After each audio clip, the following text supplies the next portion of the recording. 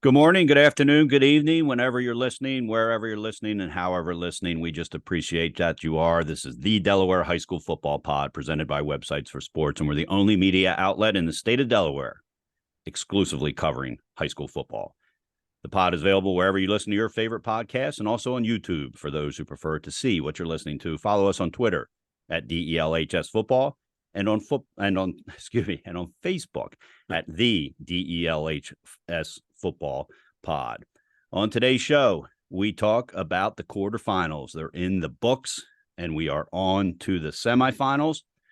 Want to do a couple housekeeping things. We're not going to talk about scheduling because in our experience, schedules change. We're recording this on Sunday morning, the day after the quarterfinals officially ended. We will hear later on this morning about the University of Delaware playoff situation. Not as optimistic as it was 24 hours ago after the Hens got trounced by Villanova. But there's still a chance the Hens could host at home next week.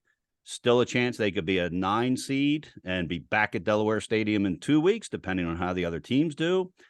So a lot to be decided there. What we can tell you is that the semifinal games for all three classes will be either Friday or Saturday of Thanksgiving weekend. Again, times to be determined and dates depending on the class.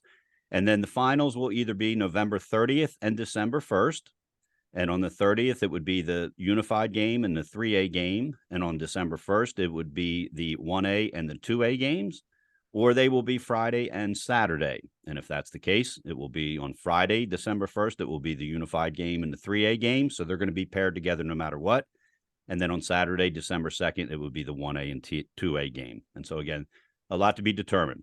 The best place you can find out that information is Websites for Sports, and they happen to be the presenting sponsor of the podcast, and we appreciate that very much. That site is owned by Brian Rutter, and it's got all the schedule information you need, updated roster information, and rosters change, folks. If you printed a roster back in week 1, I guarantee you there's new names and some names that are not on there, so you can check that as well.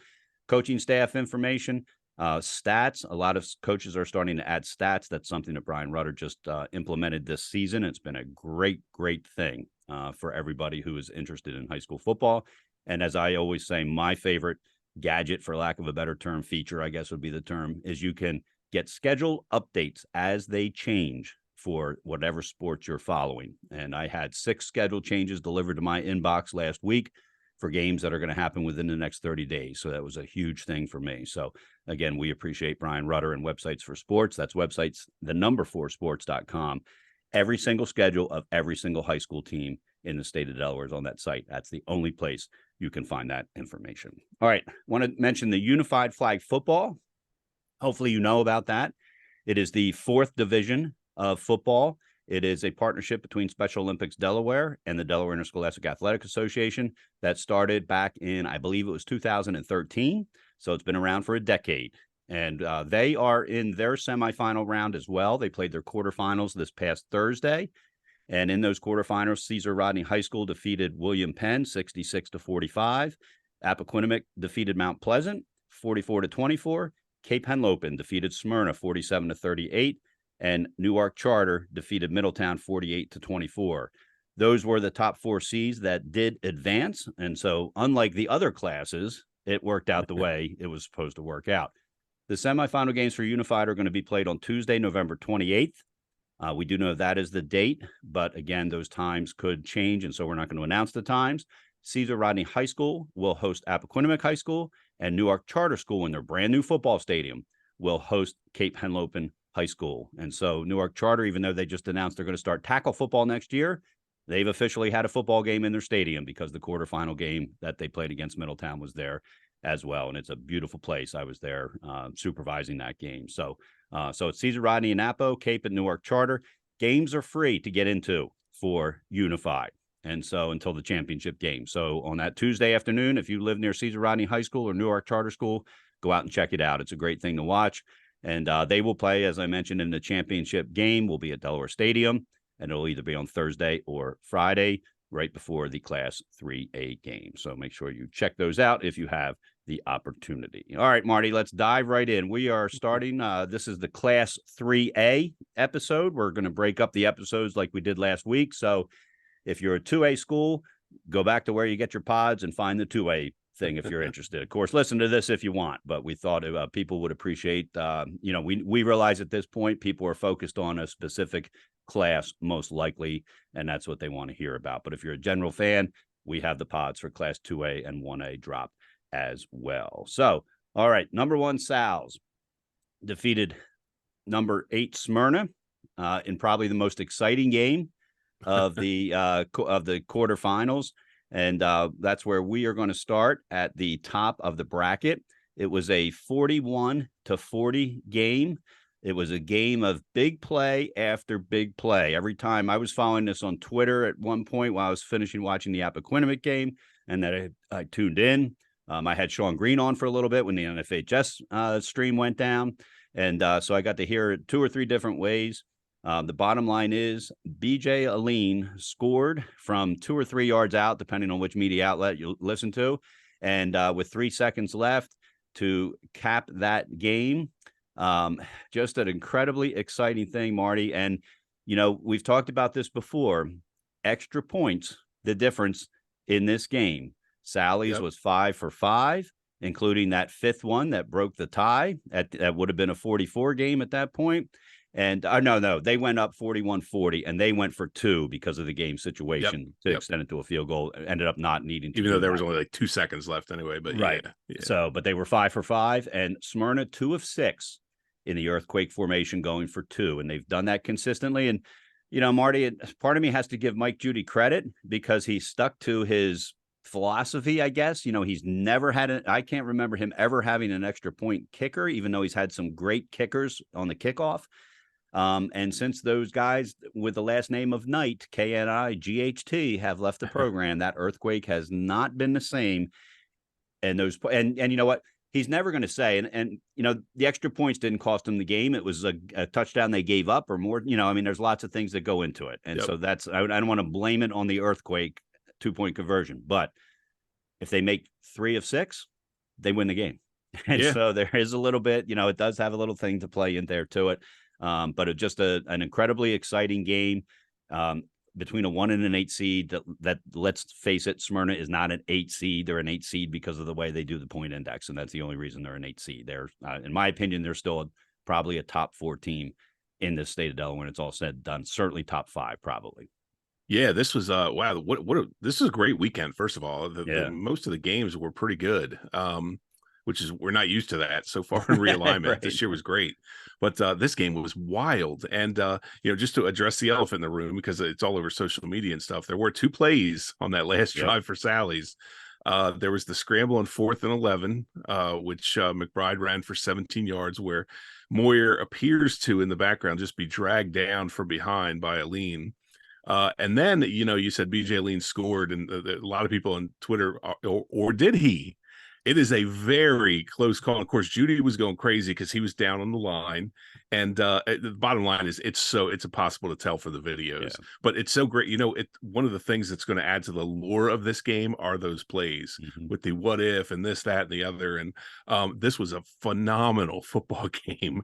These 2 teams left everything out there. I kept thinking, Sally's defense at some point is going to bone up and they're going to put an end to this. And holy smokes, they didn't. And the quarterback system at Smyrna, where they alternate Marks and Tiberi, and Marks did okay, and he's going to be a great quarterback. He's a freshman. I thought Tiberi was exceptional.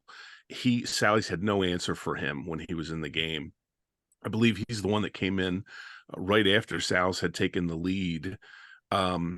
He came in, I think it was like 35 to 34, and he ended up throwing the 70-yard touchdown pass on the first play, and all of a sudden, bang, which is when the stream conveniently went down. Welcome, Sean Green, to the broadcast. That's right. That's right. But no, it was back and forth all night. The Sally's offense was humming along. Their defense just struggled mightily. Enriquez was all over the place. They did everything they could to get him the ball, and it worked. And in the beginning of the game, Judy's not really one for a lot of gadget stuff, right? And they broke out the gadgets in the first quarter of this game, and Sally's went for everyone, and it was just big play after big play, as you said. I thought McBride played exceptionally well for Sal's. Of course, Aline, we always say the same thing. He's strongest in the fourth quarter of the games. And I mean, there were some times when I thought he was stopped again, and the kid just keeps on pushing and pushing and pushing. So this was amazing. And the fact that, it was, I don't know. I asked Sean Green what the timeout situation was, and he said it got so confusing at the end, even he wasn't sure how many timeouts were left. But there was the Sally's play on third down where the receiver got out of bounds at the 2 and with 5 seconds left. So it's fourth down. I mean, it's the game. It's fourth Right. and goal. It's fourth, and Aline pushes through, and just what a phenomenal ending. And it's just, either team wins this game, and you're like, well, it's one of the best games we've ever seen. And for Smyrna, as the 8th seed coming in, boy, they put everything together at the end of the season.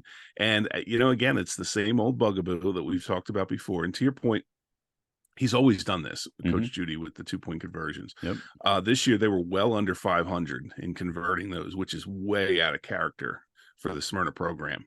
So it hurt them. Sally's Colin Meredith went 5 for 5 on his extra points, and there's your difference right there. So just an amazingly well played game. And I love the interview with Gene Deladon after the game. He was just speechless. I don't even know what to say at this point. My guess is Sally's is going to work on the defense this week. Some things did not work there, and again, they're going to face another team with a lot of weapons in Middletown. But this was just one of the better playoff games I think we've ever seen in the state of Delaware.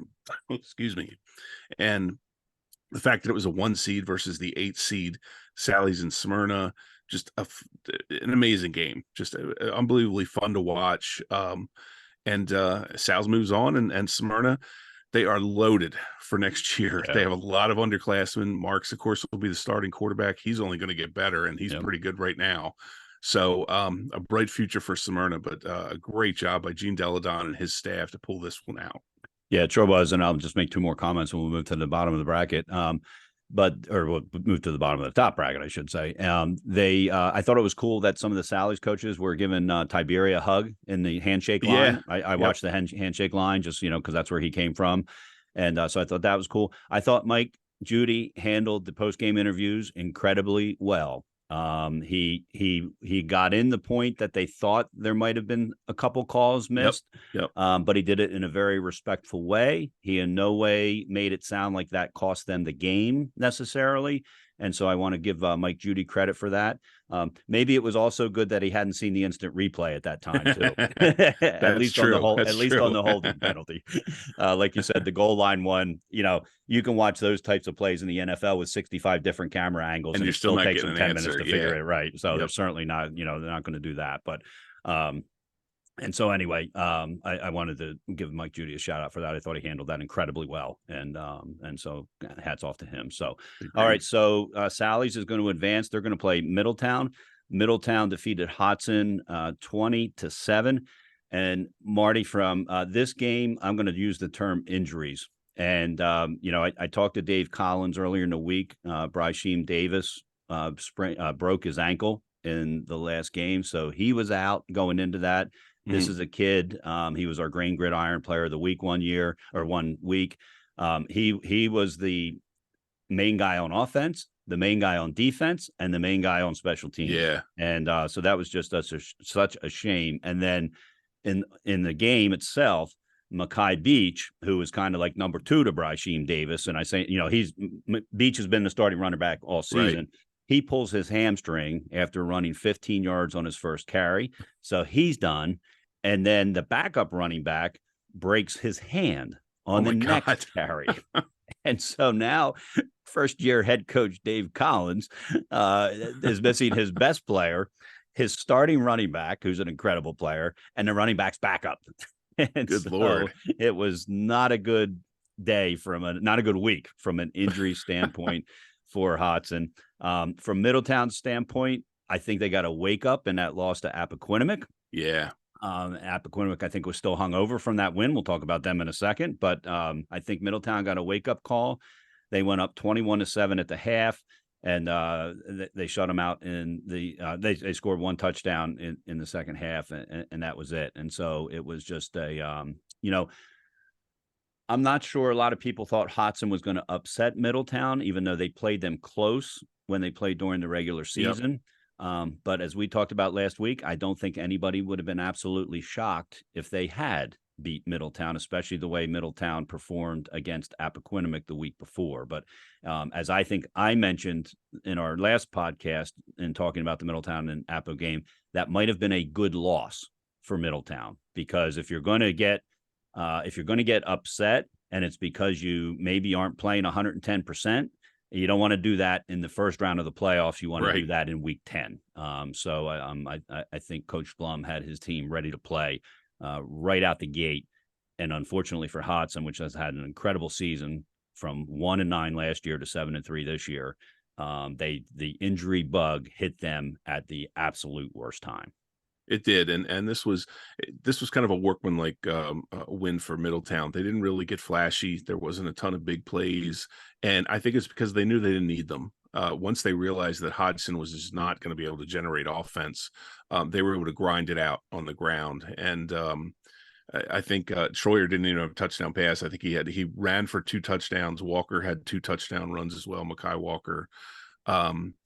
Middletown we know they're good.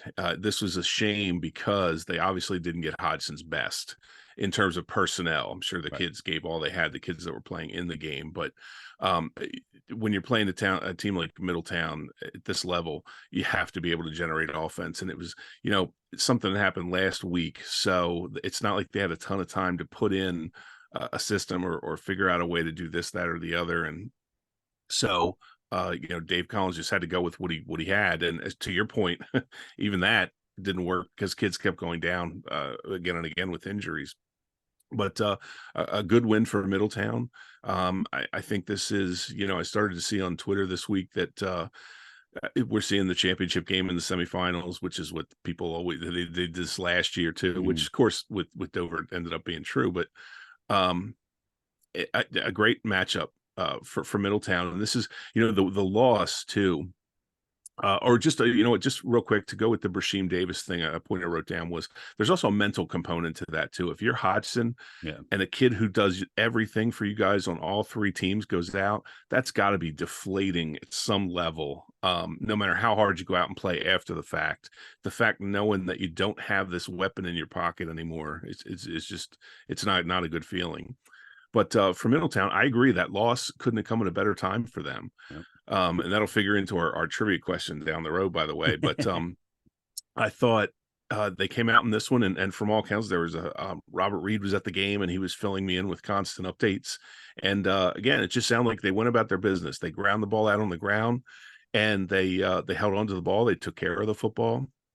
Troyer had his usual kind of an average game for him, but it's because they didn't need him to do much more than that. Right. So again, Mekhi Walker gets it done on the ground. Troyer runs in 2 touchdowns, and they move on 28-7. They move on to the semis to Sally's. Yeah, I think the difference was the Appo game was a rivalry game. The Hodson game was a business game. Yes, gentlemen, this is a business. We need to win and we need to move on. Dave Collins told me, he said that his team gave them hell the whole game, and he was very proud of them. Despite, as you mentioned, they could have been deflated, et cetera, et cetera. He couldn't have been prouder of his kids. So congratulations to Dave Collins in his first year. Certainly a tremendous turnaround from that program from the most recent years that they've had, 1-9 to 7-3. All right, before we go to the bottom half of the bracket, if you're looking to buy or sell your house, Mary Kate Johnston with Remax Associates will help you do it as if it was her own. She has more than 20 years of experience. My wife and I used her, and we've recommended her to several people who have also done the same after that, whether it's a first home, an upsize, downsize. It might be for yourself, an aging parent, or even your kids at this point in your life. Do yourself a favor and reach out to Mary Kate Johnston with Remax Associates. Her website is marykatej.remax.com. That's marykatej.remax.com. You can read about her 5-star reviews on Zillow and read about what others have said as well. All right, the 3A bottom part of the bracket, Dover and Cape Henlopen. Marty, Cape becomes the only 6 seed to advance. I didn't have time to go through the previous most recent tournaments to find the last time a 6 seed has advanced. This would have been the one game that I would have bet $1,000 on. and I'd be $1,000 poorer today. And that's no disrespect to Cape Henlopen at all. It was just they had just lost to Dover, a week earlier, 2 weeks earlier, whatever ago. it was. Yeah, 35-7. Yep. I thought Dover was churning, and I thought Cape had reached the point where they were going to reach. They got to the playoffs. They won it, and so, but they take down Dover 25-20. There was a fourth quarter safety, which put Cape up 18-13. And then Marquis James, a 59-yard touchdown run, 25-13. And then the big thing was Cam Joyner having 2 interceptions on defense. And so, this Dover offense, I think we agree, was certainly the most potent before Jaquan Kilby went down. And guess what? Who returned? I know. Juan Kobe, and best kept secret in Delaware high school football. Nobody knew he was coming back. And so that was a neat thing to see. Now, I did not watch that game. And so I'm not sure if he played significantly. I'm not sure any of that. I saw one of his runs. He looked healthy as can be. So it was great to see him come back. It was great to see Daniel McConomy back. These are 2 kids that went down early in the season. We thought we were done seeing for their careers, not just this season. So that was great to see. But hats off to second-year coach Mike Frederick. He's got his Cape team in the semifinals. Cape wins the field hockey state championship. Cape lost to Sally's in the soccer state championship. Yep. We always talk about this, this big school down in the beach area. They pop up, and here they are, 1 game away from the 3rd state championship in the fall season. If Cape gets there, it'll be the 3rd Cape team to be in a state championship game for a team sport. So just a great win for Cape. Great win for the program. It is. And if you told me that, how this was going to play out, I would have bet everything on Dover on that last drive. It just felt like they kept getting down closer and closer and closer. And by the way, it was set up by Brandon Yoder's onside kick, which if that doesn't happen, the game's over. Yeah. I haven't seen a successful onside kick in that kind of situation for a long time. It was perfectly executed, but this was Brandon's first game back since he was involved in that car accident several weeks ago. And just a phenomenal placement. And they end up with the ball. And I thought, okay, they're going to get this done. And then, of course, they march all the way down the field. I thought Cosme had a great game directing the offense, especially in the second half when they started to make their comeback. And just unfortunate, it ends in interception, trying to make a play. And Cam Joyner's in the right place at the right time. And a great job by him to come up with it. And I again, Cape, they surprised me like crazy in this game. I kept thinking, all right, they're gonna falter at some point. They're gonna falter, and Dover's gonna take advantage, and they never did. They controlled the ball. I thought freshman quarterback Jamison Tingle, I was really impressed with his poise under pressure and the way he ran the offense. Of course, Marquis James is just he's a phenomenal athlete. I mean, his numbers: 28 carries, 179 yards. As you said, the 59-yard touchdown with 5:48 remaining, which gave them the 25-13 lead. Mike Fredericks has this team playing really well. And given his background, it's not surprising that I think one of the things driving this team is the line play on both sides of the ball. They're very solid. They're fundamentally sound. And Dover, with those athletes, and again, Kilby, 64 yards on 14 carries. He comes back. You've got John Parker. You've got Cosme. Now, Kilby, to me, looked limited a bit. But still, I mean, the kid's just a phenomenal athlete. And I give him tons of credit for getting out there again. Right. And Dover, the crushing defeat at the end of the game with kids going to their knees. And it was tough to watch because you had to feel like this was their year. The bracket comes out again. Again, the top 3 guys are all in the top part of the bracket. And it's 3 of the top 4 guys because Dover, of course, is very good. But Cape Henlopen, wow. And I believe this is their first playoff win since 1984. Which is incredible. And just congratulations to Coach Frederick and his team. Amazing performance to take down a Dover team that was still very good. This team went 9-1 during the regular season. So this is a huge accomplishment for Cape Henlopen. Yeah, it sure is. I mean, just again, hats off to Mike Frederick. I was shocked when I learned that they hadn't. I was in high school when they last won a playoff game, and I known they hadn't made playoffs recently. But I was shocked that it had been that far. I was in 7th grade the last time they won a playoff game. It was nuts. Anyway, so they Cape will advance, and they're playing with house money again, like they were against Dover. And so they're going to take on Sussex Central, a team that they lost to by a team that they lost to during the regular season. We'll talk more about that when we get to it. Sussex Central took down Appoquinimink 28-7. They jumped out to a 21-0 lead. They drove right down the field on their first two drives. Appoquinimink racked up at least 5 penalties during those 2 drives. I talked to some people, some of the fans, some of the parents, and I was watching from home. I was going to go down and see the game. Instead, I decided to stay home and watch it, and knowing I could watch the Sally's game at the same time. And they kind of looked like they were still celebrating that biggest win in school history from the week before. And that's not to say that Coach Timpson didn't do his job or the staff didn't do its job. It's more to say these are sick, as Butch Simpson used to tell me, John. He'd say, John, these kids are 15, 16, 17, and 18-year-old kids, and you just don't know what you're going to get. And so, credit John Wells, who we agree is one of the best coaches in the state. Yeah.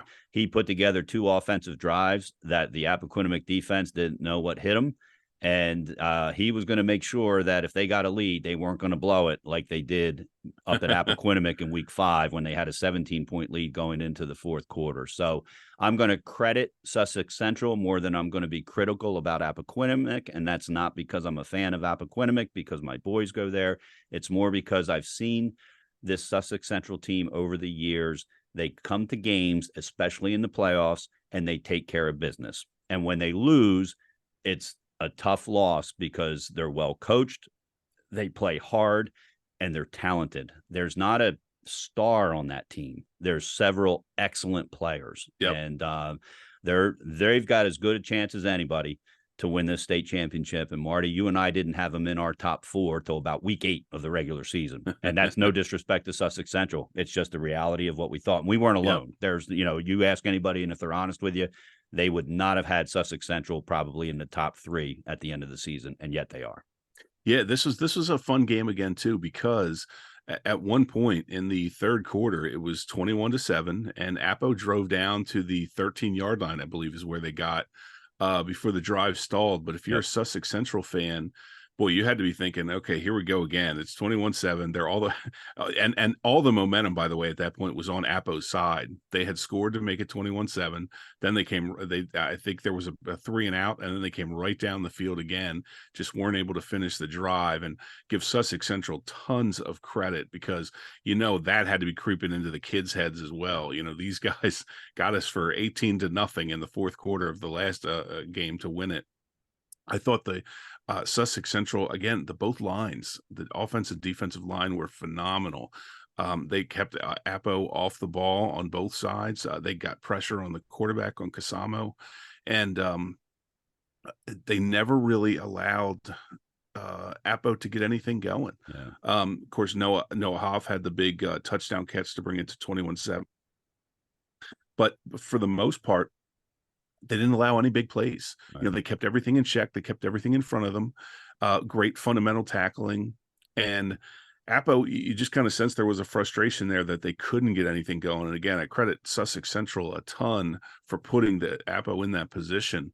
But, I was talking to Sean Green last night, and he said, look, basically Sussex Central played them 8 quarters and dominated 7 of them. Right. Yeah. Which is true.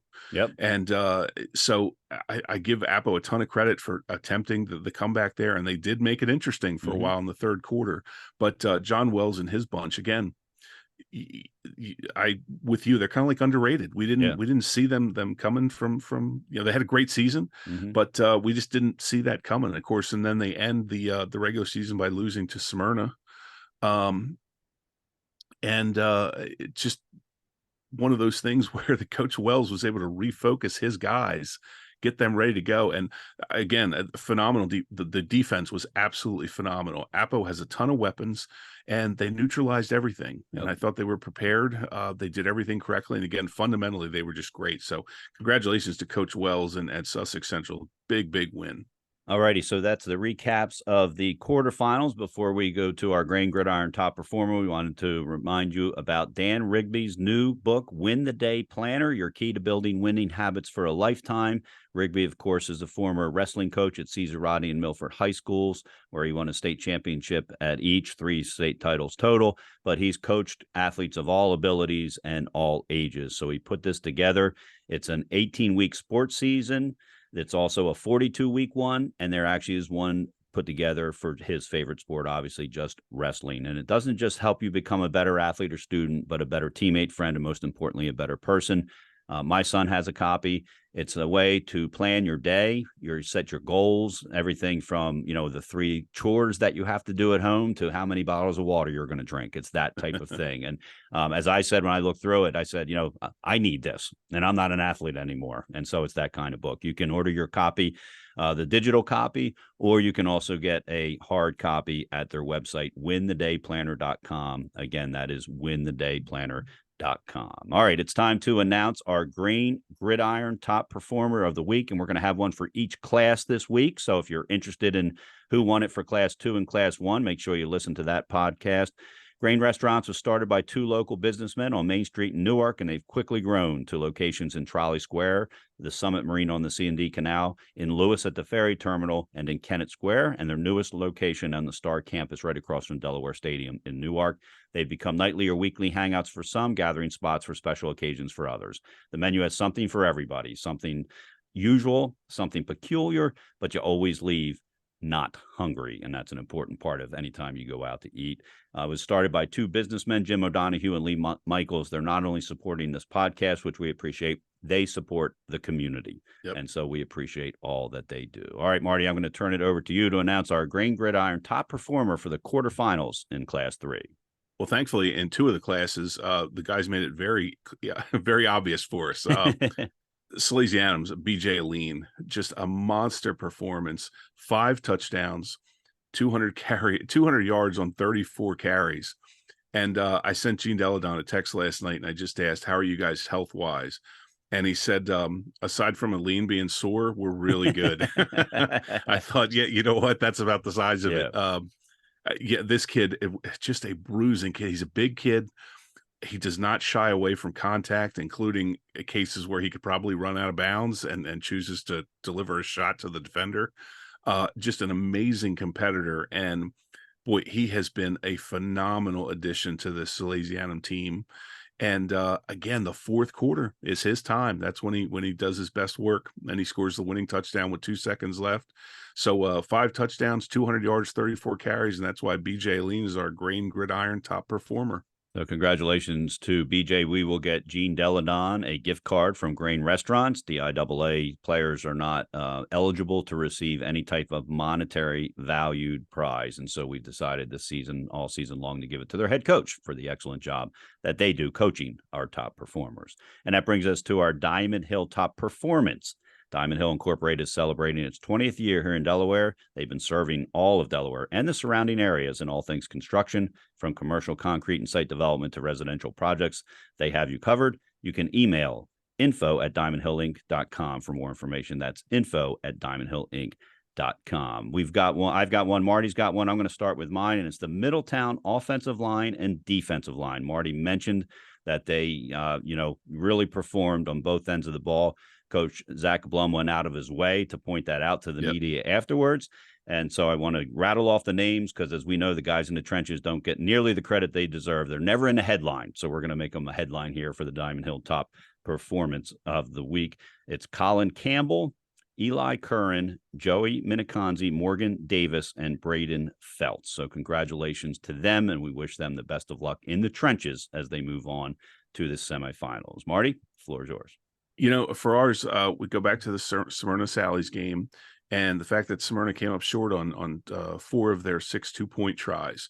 The difference in the game ended up being Salesianum kicking their extra points, and 5 of their 6 touchdowns, they just attempted a simple 1-point extra point, and all 5 were perfect. And you and I are very big on the fact that it takes a unit to execute a field goal, an extra point. So again, for Salesianum, it's Frank Holodick, who's the long snapper. Brady McBride, the quarterback, is the holder, and Colin Maradick is the place kicker. just smooth as anything, smooth as silk out there on the 5 extra points, and it ends up being the difference in the game. So my Diamond Hill top performer is the Salesianum kicking unit.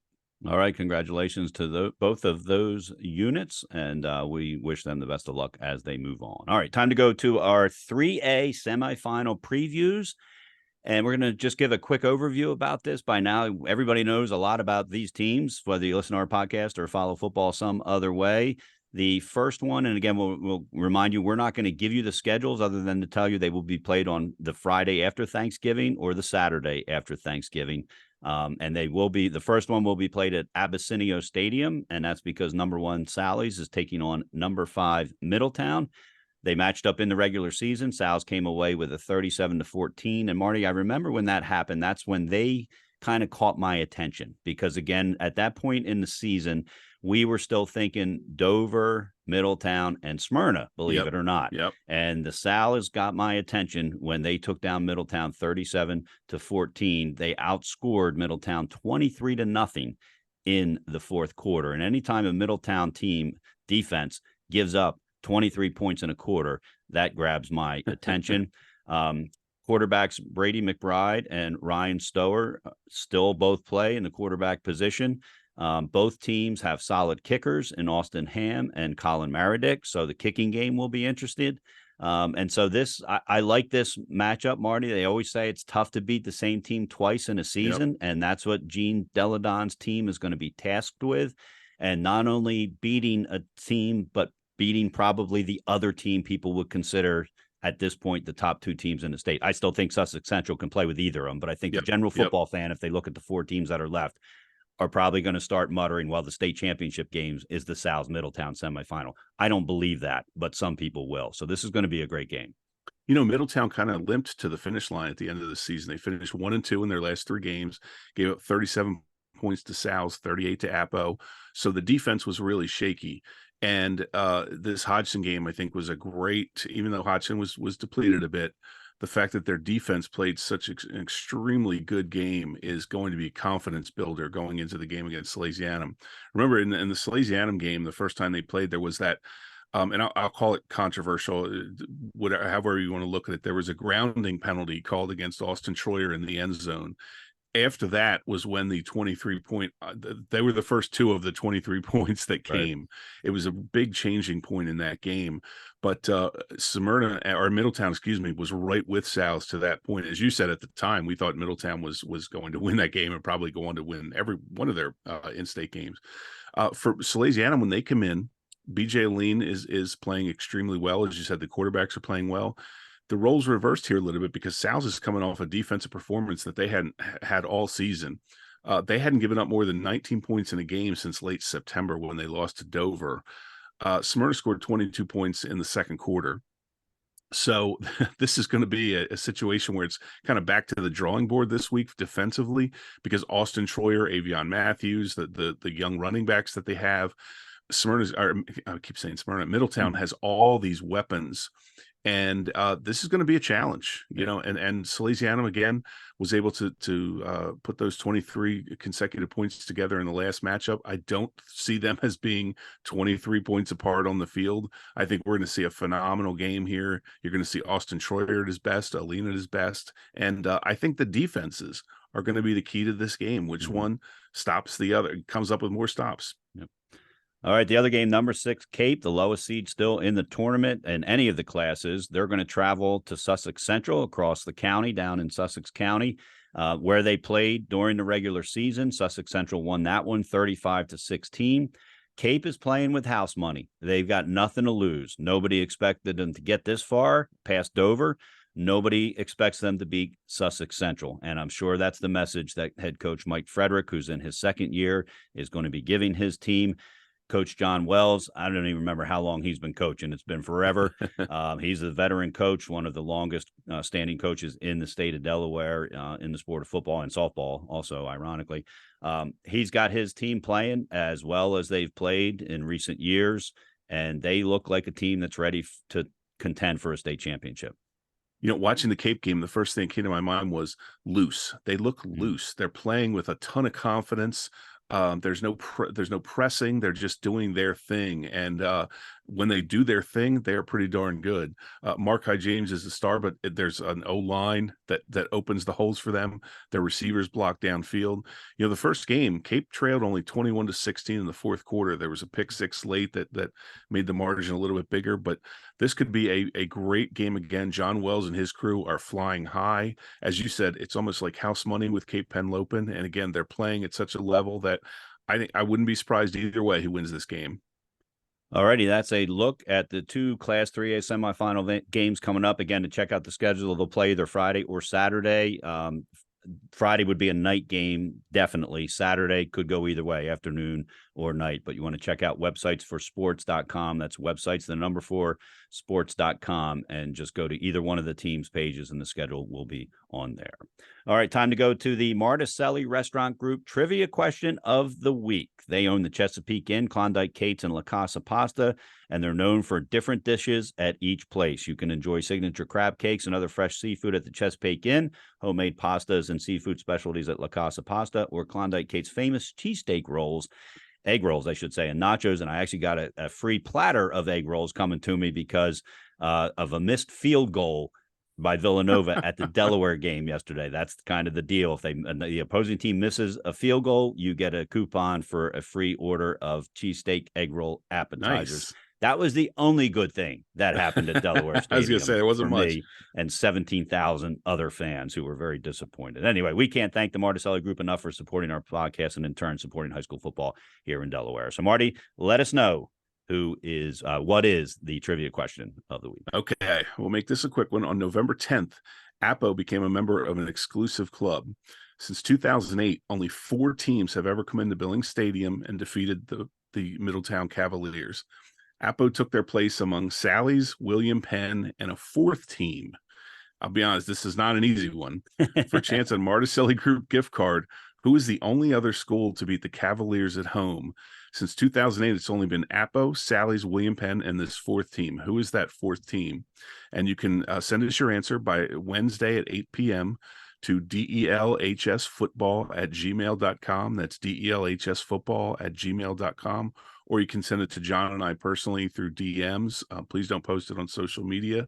But that's our Marticelli Group trivia question for the week. All righty, so we'll wait for the answers to start rolling in, and that is going to do it for the Class 3A quarterfinal recaps and semifinal previews. Again, if you're interested in hearing about Class 2 and Class 1, those podcasts will be available separately in the same place you get this podcast. Thanks to our sponsors, Green Restaurant, the Marticelli Restaurant Group, Diamond Hill Incorporated, Mary Kate Johnston with Remax Associates, Dan Rigby, author of the Win the Day Planner, and of course, the presenting sponsor of the podcast, websitesforsports.com. That's websites, the number 4, sports.com, the only place you can get accurate schedules for every high school team in Delaware. Don't forget to follow us on Twitter at DELHS Football and on Facebook at the DELHS Football Pod. And please like and share our podcast to help us spread the word about the wonderful sport of high school football here in Delaware.